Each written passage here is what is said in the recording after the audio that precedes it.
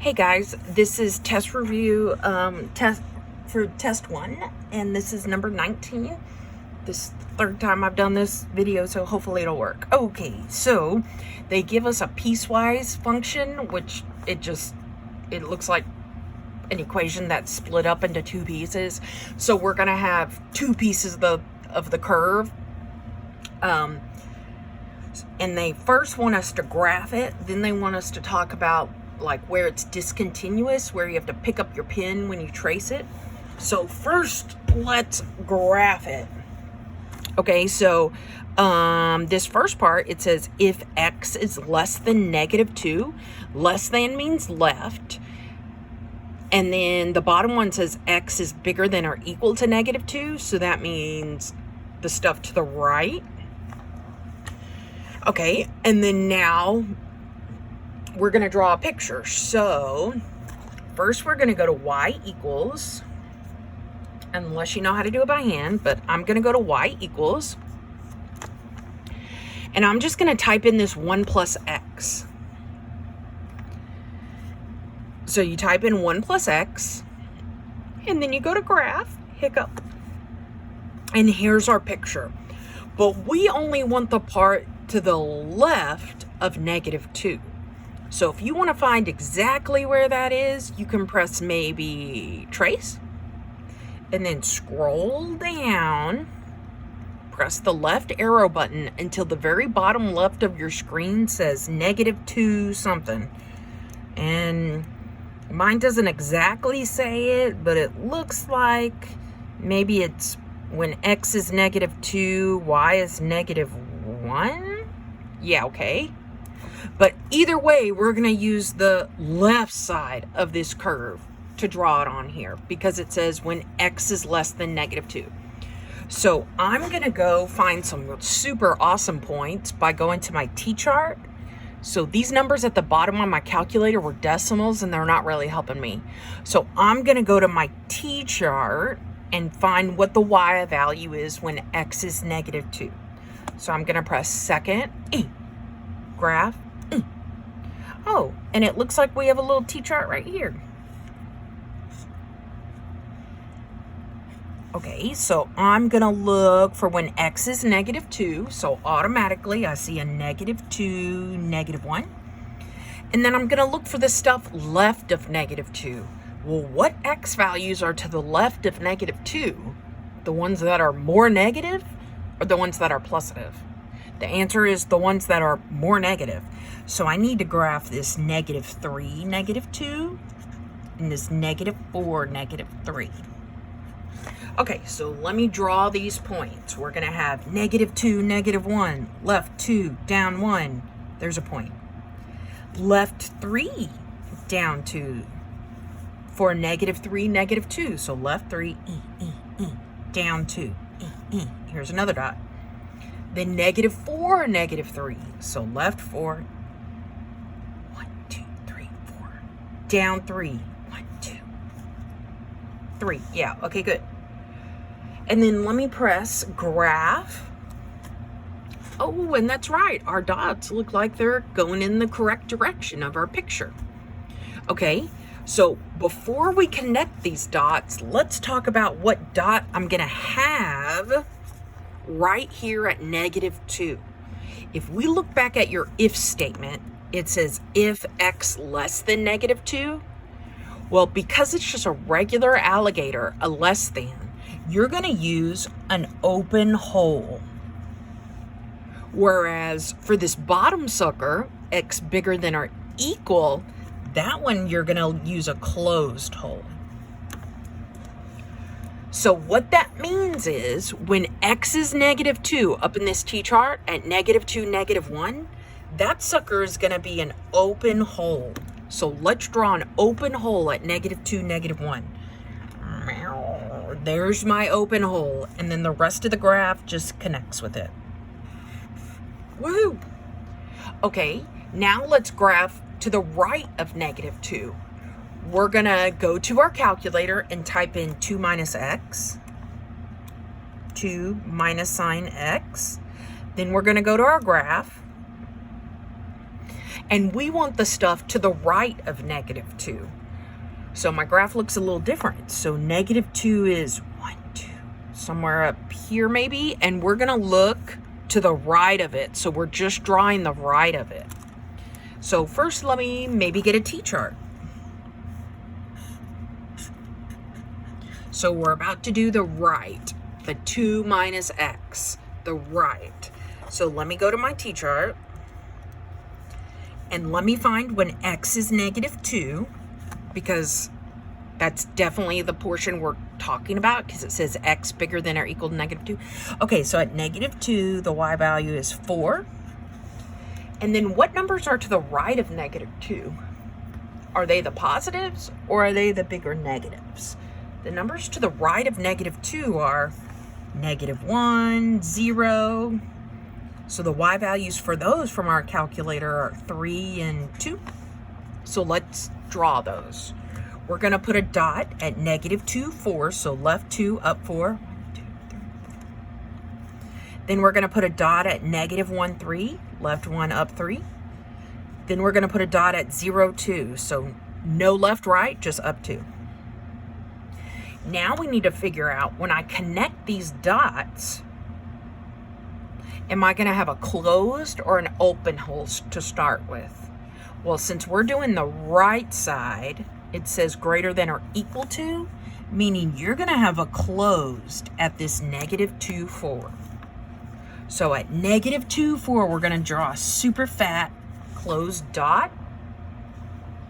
And then we're going to connect our dots and make sure it looks like this line from our calculator. Yeah, good enough. Okay. So, hey, we just drew it. And if we're looking at the multiple choice, we should have a solid on top and then an open hole underneath. So let's see. B's out because it doesn't have the solid on top, open underneath. C's out because it doesn't have the solid on top, open underneath. And then out of A and D, let's just check. It looks like mine is supposed to be D. Woohoo! Okay, the next thing that they ask you is, what is the point of discontinuity? That means, when do you pick up your pencil when you're tracing this sucker? So if I'm tracing this sucker from either direction, let's say I'm coming in from the right. If I'm tracing this sucker, I'm tracing, I'm having a great time, closed hole, yeah. Pick up my pen to start drawing on this -2. So because of that vertical gap, that's where I have to pick up my pen, and that's where it's discontinuous. So it's discontinuous when you have to pick up your pen. So if I were to trace this sucker, I'd be tracing it, but oh no, I have to pick up my pen to draw this open hole and to jump to the next piece of the curve. So it's discontinuity, or it's discontinuous when x is -2. Because that's where that jump happens, that's where that open hole happens. Okay, now it's saying, what is f of x at the point of discontinuity? What? So it's asking, where is there a closed hole and what is the y value of that closed hole? When you're looking at just that discontinuous area. So the discontinuous area is this little jump right here. And it's saying, where is the closed hole when x is -2? Well, the closed hole is this orange right here, okay? And it's saying, what is the f of x? Well, f of x means y. So it's asking for, what's the y value when x is -2 and you're looking at the closed hole? Well, the y value, I think, was -2, 4 from my t-chart. So the answer is 4. And that's because it's the y value at the closed hole of x equals -2. Okay, now this last one says, what's the limit as x approaches -2. Well, remember, when you're talking about limits, the left and the right have to match in order to have a limit of x approaches just -2. So if we're looking at the left side of the graph, as we approach -2 from the left, my x value is this open, my y value at this open hole is like -1. If I were to take the limit of the right side of the curve as x approaches -2, it would be the y value on this right side of the curve, the orange. And the y value for this orange is 4. But then remember, the left and the right have to match to even have a limit. So since the left y value is -1 and the right y value is 4, since those are different, that means the limit does not exist at x approaches -2. Because the last two did not match. The left and the right did not match. Okay, let's look at number 20. Number 20 is one of those crazy problems from 9.4. And it looks like we have to start out with the slope of the secant line. So I think I'm just going to go back to notebook paper for number 10.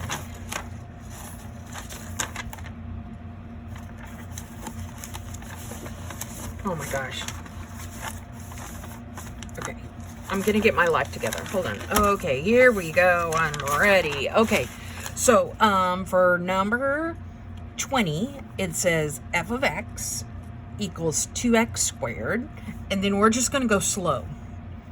Part A says find the slope of the secant line through the points 1 comma f of 1 and 1 plus h comma f of 1 plus h. Okay, so this is the part of the 9.4 notes where we're looking for the slope of the secant line through a point with h. So we need to look for that equation that has the h in it. So I think there's a couple of them. Let's go back and look.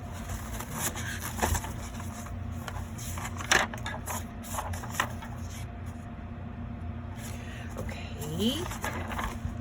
This says how to find the slope of a secant line when giving 2 points and an h, and that's what we have, that crazy h thing.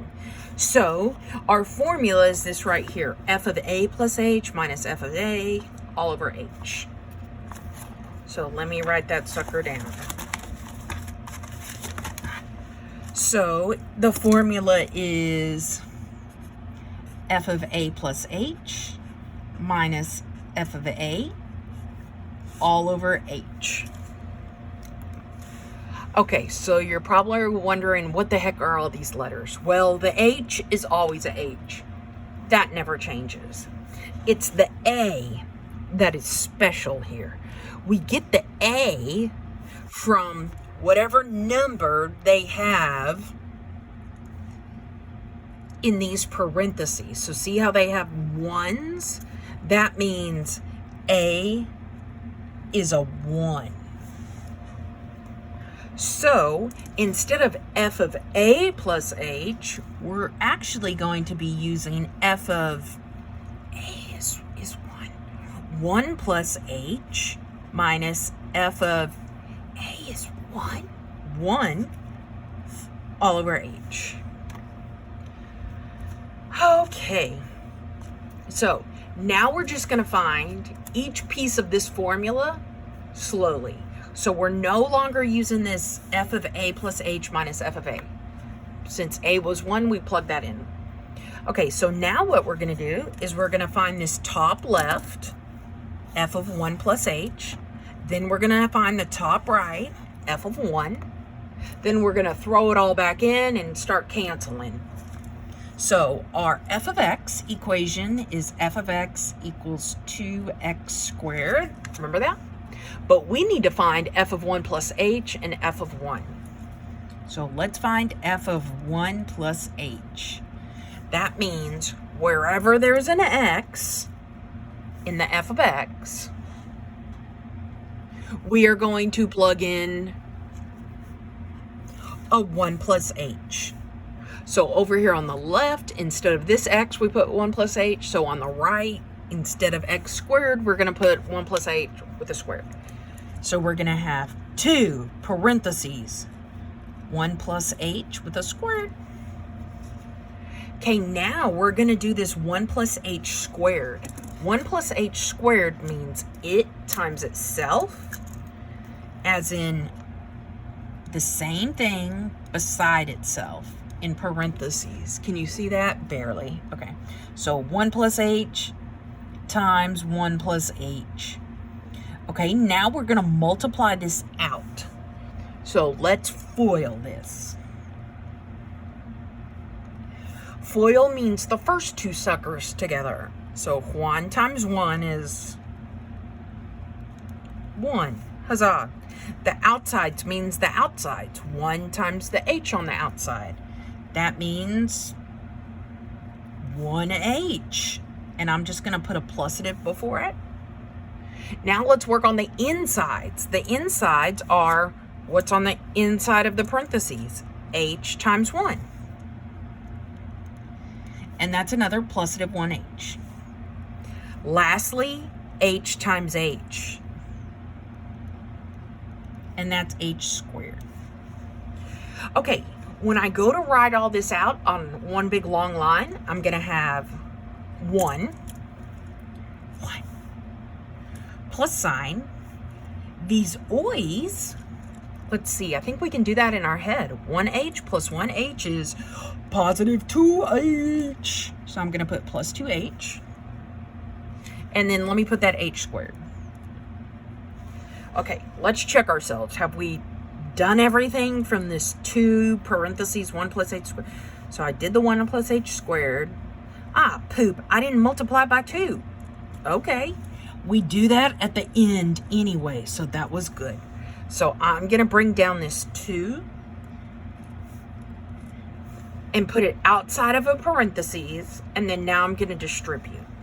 So we get 2 plus 4h, because 2 times 1 is 2, 2 times 2h, 4h, and then 2 times h squared plus 2h squared. Okay, so this is the green f of 1 plus h. Woohoo! And I cannot add these 2's because one of them has a h squared on it. I cannot add the 4 and the 2 because one of them has a regular h and the other one has a h squared. Okay, so I just found this the top left, which is going to be the green, this right here. Now I'm going to find f of 1, which is the top right. And I do that by plugging in 1 into this equation, just like we did with the 1 plus h's, only I'm just plugging in a 1. So 2 parentheses 1 close parentheses squared. And then we use PEMDAS, which means PE, like exponent first. 1 squared makes 1.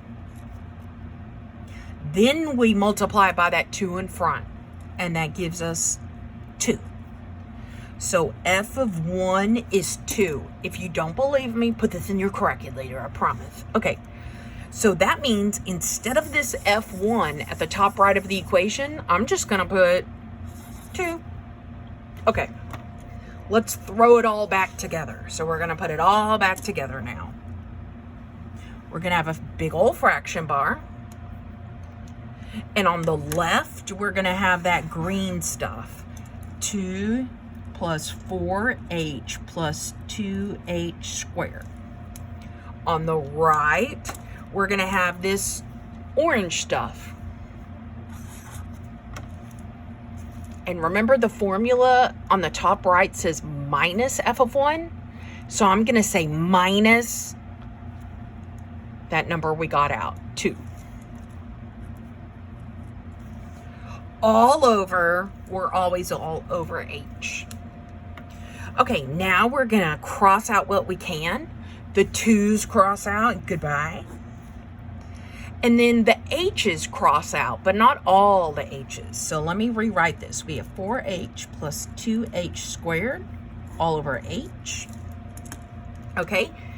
And the h on the bottom cancels with an h from each of the top. So the h on the bottom cancels with the h from 4h. And then the h on the bottom cancels with that h squared to make h to the 1. Yeah, okay. And then what do we have left over as my final answer? I got a 4 plus 2h. And hey, that's the answer. Woohoo! So that's for part A. Okay, let's look at part B. Part B said something about the slope of the graph at f of 1. Okay, so I actually don't think we need a lot of space for this.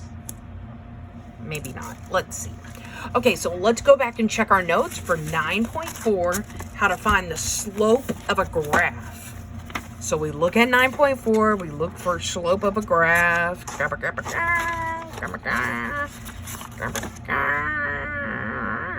Oh, here it is.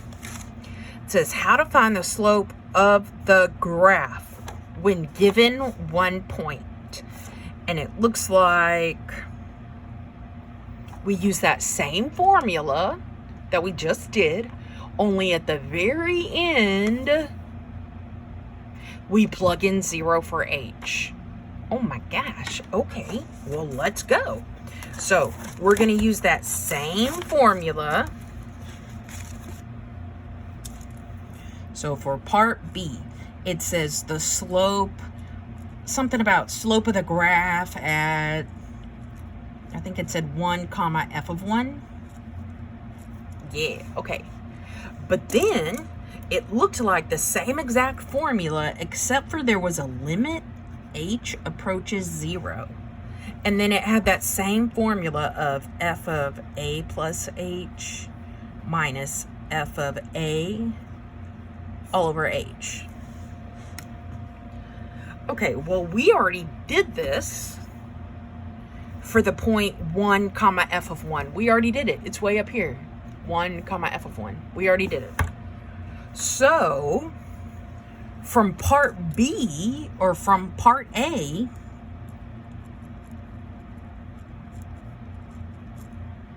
we got 4 plus 2h already. That's what we got from part A. Now what we have to do is the little extra part about plugging in 0 for h, because it's the limit as h approaches 0. And when we have an equation, we just plug that number into the equation. Only this time we have an h. Okay, so now we're just going to plug in a 0 for this equation. So 4 plus 2 times 0, and that just makes 4. Hey, baby. So part B wasn't even something super crazy. Okay, part C is asking about the slope of the tangent line at 1 comma f of 1. So I think I'm just going to do it right here. We're still on number 20, but we're on part C. And it said, find the equation of the tangent line. Okay, and to find the equation of the tangent line, we're going to cheat, and we're just going to use this y equals mx plus b sucker. Okay, and when they told us equation of the tangent line on part C, they still gave us a point of 1 comma f of 1. Yeah. Okay, so to find the equation of the tangent line, we have to know the m, the x, the y, and we're going to have to figure out the b. Well, let's see here. On part B, we found that the slope of the graph was 4. So that 4 is our slope, and another letter for slope is m. Yeah. Okay, so for part C, the first thing we do is figure out our m. Well, our m is m equals 4, and I got that from part B. Okay, there's something else we can plug in. Let's look for when we have a point of x and a y, as in maybe whatever this 1 comma f of 1 was. So let's look for a point that says f of 1. I think it's, right here from part A. Remember on part A when we plugged in f of 1, we got 2? We're going to use that. F of 1 equals 2. So we already found that f of 1 equals 2, and that's from part A. Well, the x value on this mx plus b is going to be the number from in the parentheses of f of 1. So my x value is going to be 1. And then the y value of this y equals mx plus b is going to be whatever the y value was, as in whatever popped out when I plugged in 1. So 2. So let's go over that again. I got m equals 4 from part B. That plain old 4 that we got? Yeah. I got this 1, 2, 2, 1 thing from that part A business. Okay, now we're going to plug all these numbers into y equals mx plus b. So no more do I have y equals mx plus b. Now I have 2 equals the m of 4 times the x, what was my x? 1 plus b. Okay, and then my final answer is supposed to look like y equals a number x plus a number, as in y equals mx plus b. So I know that my m is 4 because we got it from part B. So I know we have 4x right here. And I know I have a y equals, but I don't know what my b is. So that's where we have to get b by itself up on this 2 equals 4 times 1 plus b. So we're going to say 2 equals 4 times 1 is 4 plus b. And then get b by itself. Subtract 4. And you get negative 2 equals b. So my final answer is supposed to be the letter y equals whatever the number for the m is, the slope, which was 4.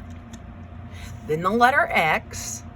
Then whatever your b is. Well, what was our b? It was negative 2. So I'm just going to put a fat minus 2.